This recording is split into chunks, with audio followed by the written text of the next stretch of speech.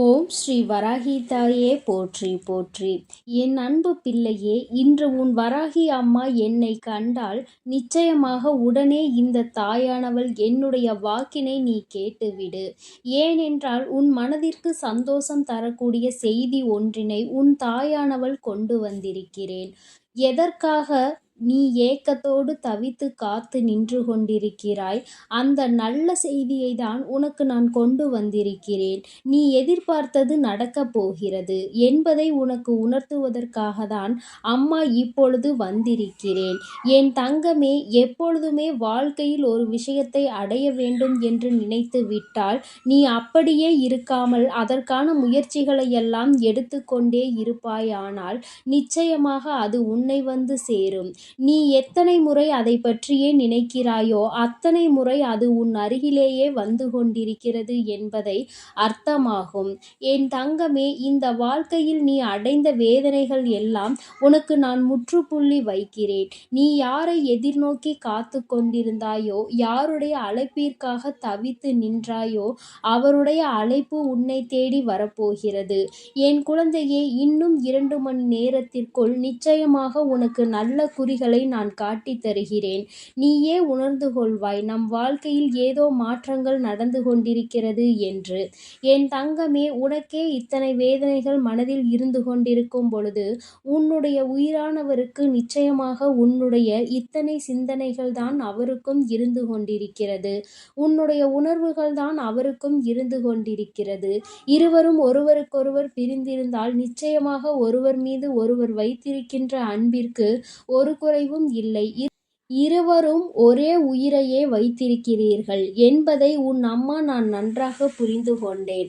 ஆனால் உங்கள் வாழ்க்கையில் மற்றவர்களால், உங்களுக்கு சுற்றி இருப்பவர்களால் பல பிரச்சனைகள் சந்தித்து கொண்டிருக்கிறீர்கள் என்பதையும் நான் புரிந்து கொண்டேன். என் தங்கமே, மற்றவர்களின் கற்பனைகளுக்கெல்லாம் பதில் சொல்ல வேண்டிய அவசியம் உனக்கு ஒருபோதும் ஏற்படவில்லை.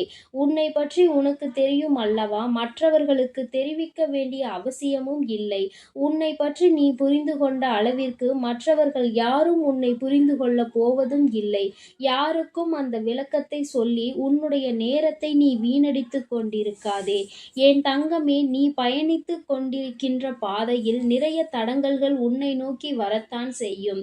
நீ ஒவ்வொன்றிற்கும் நின்று பதில் கொடுத்து கொண்டிருந்தாயானால் நிச்சயமாக நீ எந்த பாதையில் சென்று கொண்டிருக்கிறாய் என்பதையே நீ மறந்து விடுவாய்.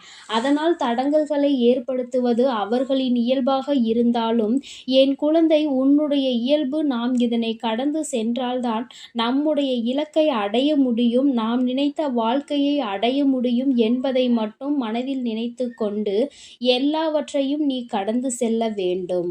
என் தங்கமே, சந்தோஷம் என்பது பிரச்சனை இல்லாத வாழ்க்கையினை வாழ்வது கிடையாது. அது எல்லோராலும் முடியாத விஷயம் அல்லவா? ஆனால் எவ்வளவு பிரச்சனைகள் வந்தாலும் அதையெல்லாம் சரி செய்து சமாளித்து நாம் மீண்டு வர வேண்டும் என்பதை உன் மனதிற்குள் எப்பொழுதும் உறுதியாக நீ நம்பிக்கொண்டு இருக்க வேண்டும். அப்பொழுதுதான் இந்த வாழ்க்கை உனக்கு நல்ல மாற்றத்தை கொடுக்கும் என்பதை மறந்து விடாதே. என் குழந்தையே, நீ ஒரு விஷயத்தில் இறங்குகிறாய் என்றால் உனக்கு முன்கூட்டியே நிச்சயமாக தெரிந்திருக்கும் அல்லவா? இந்த விஷயம் நமக்கு எத்தனை பிரச்சனைகளை உண்டு பண்ணும், நாம் அதனை எல்லாம் எப்படி சமாளித்து வெளிவர வேண்டும் என்பது. என் தங்கமே, நீ இந்த பிரச்சனைகளை எல்லாம் சமாளித்து வெளிவரக்கூடிய தைரியத்தை முதலில் வைத்து கொண்டுதான் அதை நீ முதலில் செய்ய வேண்டும்.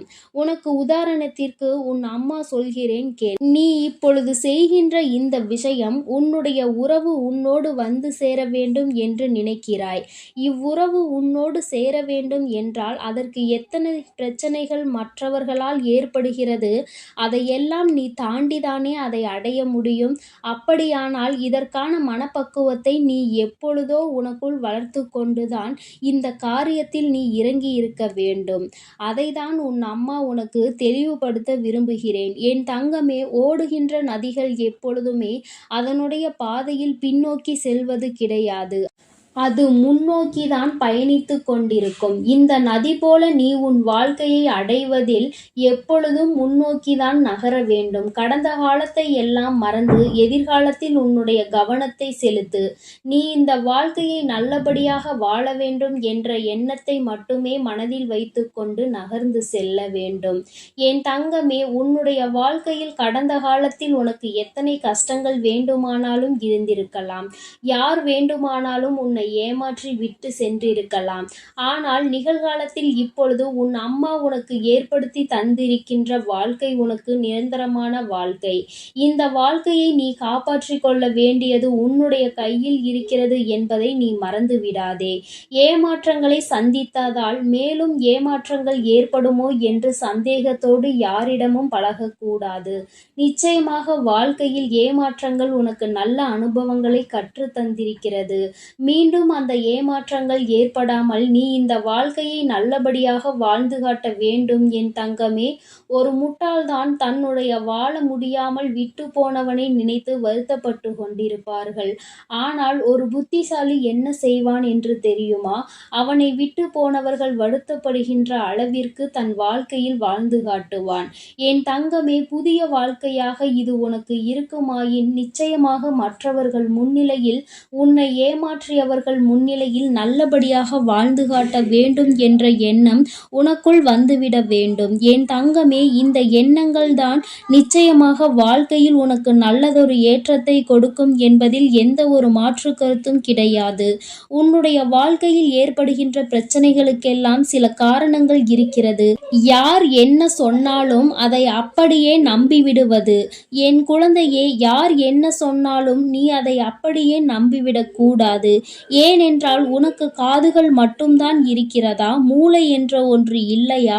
என் தங்கமே, யார் என்ன சொன்னாலும் அதை அப்படியே ஒருபோதும் நம்பாதே. அதனுடைய உண்மை தன்மையை என்னவென்பதை முதலில் ஆராய்ந்து பார்க்க வேண்டும். யாரை பற்றி சொல்கிறார்கள் என்பதை முதலில் நீ கவனித்து கொள்ள வேண்டும். உன்னுடைய நம்பிக்குரியவர்களை பற்றி ஒரு தேவையில்லாத விஷயத்தை ஒருவர் சொல்கிறார் என்றால் உடனே அதனை அப்படியே நம்பி உன்னுடைய நம்பிக்கைக்கு பாத்திரமானவர்களின் தரத்தை நீ குறைத்து விடாதே. என் தங்கமே, நீ தீர விசாரித்து அதனுடைய உண்மை தன்மை என்னவென்பதை அறிந்து விட்டால் நீ அந்த காரியத்தில் இறங்க வேண்டும். மற்றவர்களை குறை கூறுவது மிகவும் எளிதான விஷயம். ஆனால் அந்த குறை உண்மை இல்லை, அது பொய் என்று தெரிந்துவிட்ட பிறகு அதனை சரி செய்வது மிகவும் கடினம். நீ எத்தனை முறை அதற்காக மன்னிப்பு கேட்டாலும் அதற்கான மன்னிப்பு உனக்கு ஒருபோதும் கிடைக்காது என்பதை நீ நினைவில் வைத்துக்கொள். என் தங்கமே, உன் மீது உண்மையான நம்பிக்கை வைத்து உன்னோடு பழகுபவர்களின் மனதினை ஒருபோதும் வேதனைப்படுத்தி விடாதே. நீ நடந்து கொள்ளக்கூடிய செய்கின்ற செயலின் உண்மையும் நேர்மையும் இருப்பதினால்தான் அவர்கள் நான் இப்படிதான் என்று கர்வம் கொள்கின்றார்கள். அதில் ஒரு தவறும் இல்லை என்பதை நீ புரிந்து உன் வாழ்க்கையை நல்லபடியாக நடத்த வேண்டும். பிரச்சனைகள் ஏற்படுகிறது, அவர்களுக்கு கர்வம் அதிகமாக இருக்கிறது, அதனால்தான் இந்த பிரிவினை ஏற்பட்டது என்று நீ நினைத்து கொண்டிருக்கிறாய். அதற்கான காரணத்தை தான் உன் அம்மா உனக்கு விளக்கமாக சொல்லியிருக்கிறேன். என் தங்கமே, என்றும் நேர்மை அதிகமாக இருக்கும் இடத்தில் சற்று கர்வம் அதிகமாகத்தான் இருக்கும் என்பதை நீ புரிந்து கொள்ள வேண்டும். நீ ஒருபோதும் தவறாக நினைக்காமல் உண்மை என்னவென்பதை அறிந்துவிட்டால் நீ உன்னுடைய செயல்களை செய்ய தொடங்க வேண்டும். வாழ்க்கையில் மற்றவர்களை எல்லாம் குறை சொல்கின்ற அளவிற்கு நமக்கு தகுதி இல்லை என்று யார் நினைக்கிறாரோ அவர்தான் இந்த வாழ்க்கையை முழுமையாக புரிந்து வைத்தவர் என்று அர்த்தம். ஏனென்றால் இன்னொருவரை குறை சொன்னால் உன்னை குறை சொல்வதற்கு உன் பின்னால் எத்தனையோ பேர் நின்று கொண்டிருப்பார்கள் என்பதை வாழ்க்கை கற்றுத்தந்த பாடத்தில் நன்றாக அனுபவித்து பெற்றுவிட்டார் என்றுதான் அர்த்தம். என் தங்கமே, பொய் என்ற கவசம்தான் தன்னை காக்கும் என்று பலர் நினைத்து கொண்டிருக்கிறார்கள்.